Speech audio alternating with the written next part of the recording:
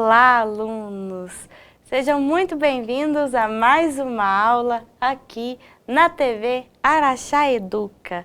Eu sou a Dayana, professora de língua portuguesa da EJA. Nesse momento eu falo com o nível 2 da educação para jovens e adultos. E na aula de hoje vamos falar um pouquinho da relação entre o autor e o texto, ou seja, quem escreve e o próprio texto de quem escreve. Vamos lá?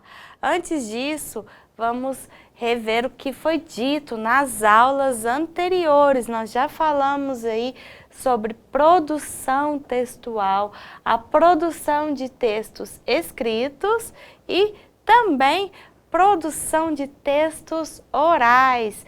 Sim, é o planejamento da fala. Falamos também, dentro do planejamento da fala, a utilização de argumentos. E nós falamos também sobre a importância do hábito de ler e falamos sobre a importância do hábito de escrever, certo? E para a nossa aula de hoje, eu gostaria de te convidar para a leitura desse quadrinho. O título, desse quadrinho é Coerência no Casamento. E os personagens é Jim e Kim, os bem casados, de Marcos Manuel. Veja bem essa historinha. Começa com um ontem. Ontem, ela chega e diz: o senhor trate de sair do videogame e ficar comigo. E ele: tá. Agora hoje. Ele diz: a senhora trate de sair do WhatsApp e ficar comigo. E ela: por que você não vai jogar videogame? E aí? Tá coerente isso? O que você acha? Isso é coerente? Ele tem que sair do videogame e ela não pode sair do WhatsApp? Tá incoerente, né? E é sobre isso que vamos falar hoje. Olha só, outra leitura. Vamos formar uma situação. Faz de conta que você encontrou comigo. Oi, professora, tudo bem? Tudo bem. E do nada eu te digo: os salários são baixos porque a compra de revistas não é frequente. Você vai olhar para um lado, para o outro, falar: oi? É, professor, sério? Você vai entender? Vai entender o que eu quis dizer? Então, dependendo da situação, há certas coisas que a gente diz e a outra pessoa não compreende. E assim é o nosso texto. Então, nós devemos nos atentar para a coerência do nosso texto. Continuando, olha só o que nós estamos falando.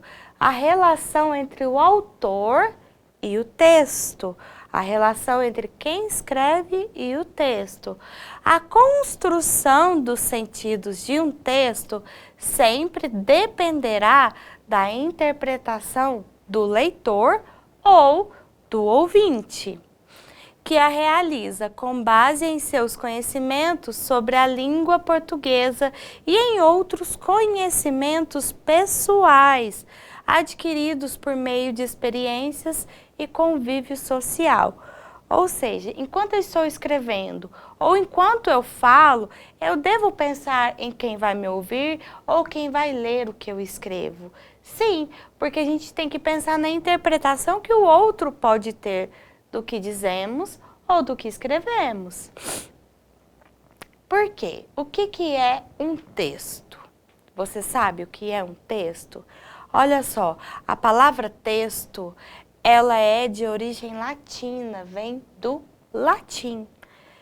Testum, que significa tecido.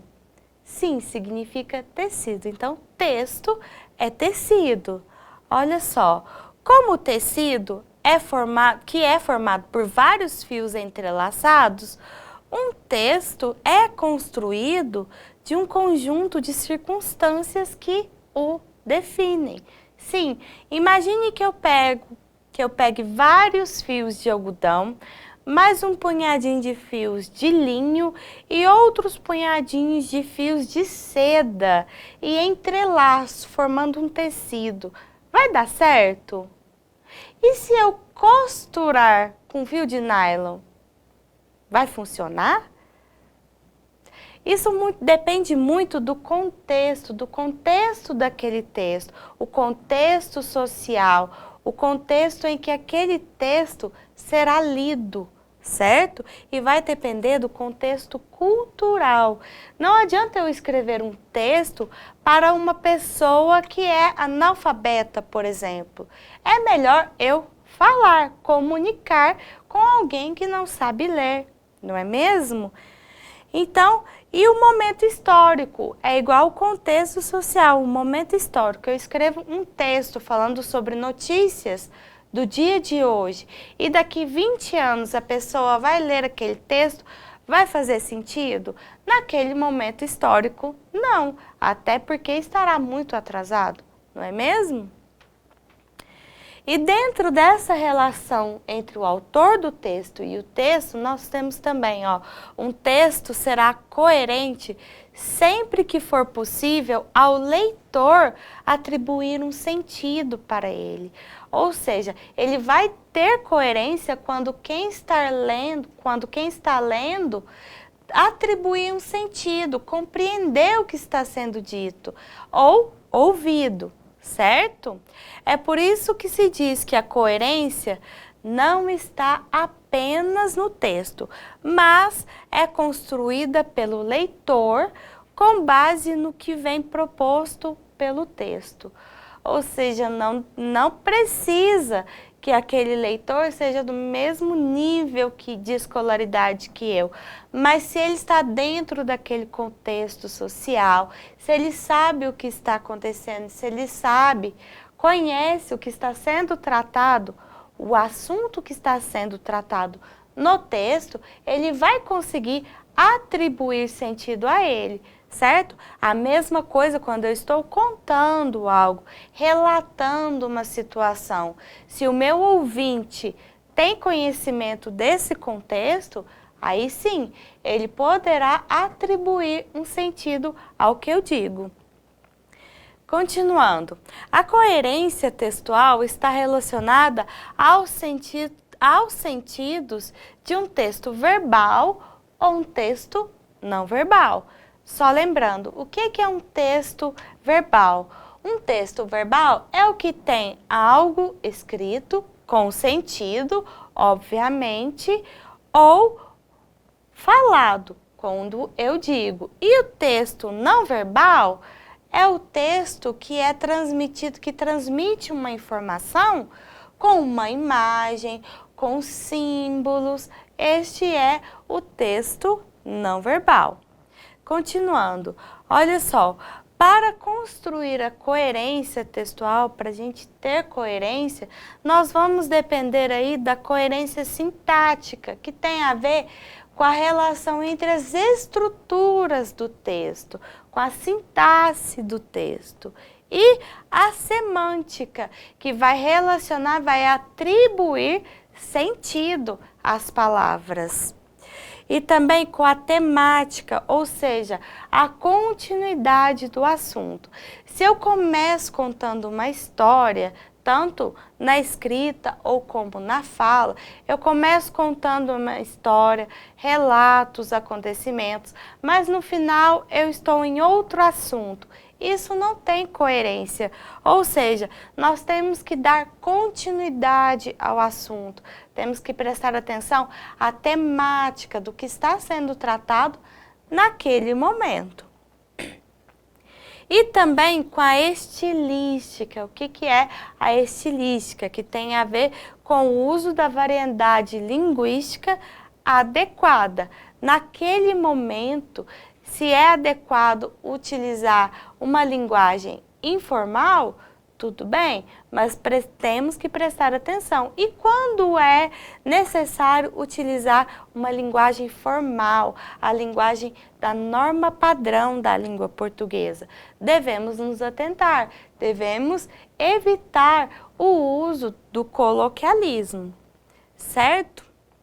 Então, sobre tudo isso que falamos, a coerência textual está relacionada aos sentidos de um texto e ocorre por elementos linguísticos e extralinguísticos, ou seja, é o que está acontecendo naquele momento, é a escrita, é a continuidade do assunto.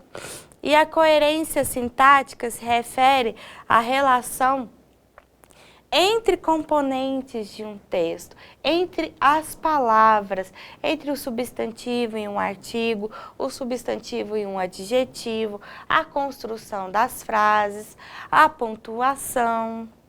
E a coerência semântica tem a ver com relações de sentido entre palavras ou expressões de um texto. Nós sabemos que podemos utilizar em determinados tipos de texto, podemos utilizar figuras de linguagem, podemos utilizar ditados populares, mas temos que prestar atenção na semântica, no sentido que aquelas palavras, aquelas expressões vão trazer para o nosso leitor ou para o nosso ouvinte. E a coerência estilística, que acontece quando o texto utiliza a variedade linguística adequada, ou seja, a norma padrão, o coloquialismo, tudo tem o seu momento, tudo tem a hora certa de utilizar, certo? Continuando ainda, a coerência textual é imaterial e não está na superfície textual. Ou seja, se eu leio apenas o título, se eu ouço apenas uma parte da história, isso já gera coerência? Isso já traz aí um sentido para o meu leitor ou para o meu ouvinte? Não, né? Compreender aquilo que está escrito dependerá dos níveis de interação entre o leitor, o autor e o texto. Por esse motivo, um mesmo texto pode apresentar múltiplas interpretações. Sim, quando escrevemos sobre algo, ou até mesmo quando lemos, enquanto leitores, lemos uma notícia e outra pessoa que se interesse mais por aquele assunto da notícia, a interação de uma pessoa, de um leitor e outro vai ser diferente, será atribuída dependendo aí da relação que esse leitor tem com aquele assunto e até mesmo com aquele escritor. Então, um mesmo texto pode trazer várias interpretações, dependendo aí do nível de aproximação, do nível de interesse de cada leitor, ou até mesmo de cada ouvinte. Lembra dessa frase que eu disse antes? Os salários são baixos porque a compra de revistas não é frequente. Ué, professora, é por isso que o salário anda tão baixo, é porque ninguém mais compra revistas? É porque no mundo tecnológico ninguém mais compra revistas? Bom, essa frase ela pode estar em contexto diferente. Vamos supor que agora eu sou a dona de uma banca de revistas. E o que eu posso pagar para o meu funcionário depende da quantidade de revistas que ele vender, não é mesmo? Então, dentro de uma situação como essa frase pode fazer sentido, você não acha? Aí eu posso sim dizer aos meus funcionários, olha, os salários são baixos porque a compra de revistas não é frequente. Ou seja, eu não posso pagar um salário mais alto, sendo que não tem uma boa venda, uma venda frequente de revistas. Perceberam então que dependendo do contexto, dependendo da situação, a frase muda o sentido. Às vezes até tenha sentido em uma situação, em outras não. Concordam? Agora eu vou fazer um desafio. Vamos ler com bastante atenção. Olha só. Considere as seguintes sentenças e indique a que é coerente. Olha só, vamos ler as sentenças e vamos observar. Percebemos que cada sentença tem aí uma expressão grifada. Vamos lá. A primeira, ainda que os salários estejam cada vez mais defasados, o aumento de preços diminui consideravelmente seu poder de compras. Olha só, olha essa expressão, ainda. Essa expressão traz coerência para o restante da frase, que a frase diz o seguinte, que ainda que os salários estejam cada vez mais defasados, o aumento dos preços diminui consideravelmente o poder de compras. Sim, diminui, mas essa expressão não traz um pouco de incoerência, certo? Olha a segunda sentença. O governo não se compromete com nenhuma das facções formadas no Congresso. Veja bem, desse modo, todos ficarão à vontade para negociar as possíveis saídas. Vamos analisar novamente? O governo não se compromete com nenhuma das facções formadas no Congresso. Desse modo, todos ficarão à vontade para negociar as possíveis saídas. Então, já que o governo não se compromete com as facções, né, com essa formação de facções, desse modo, ou seja, ele está explicando.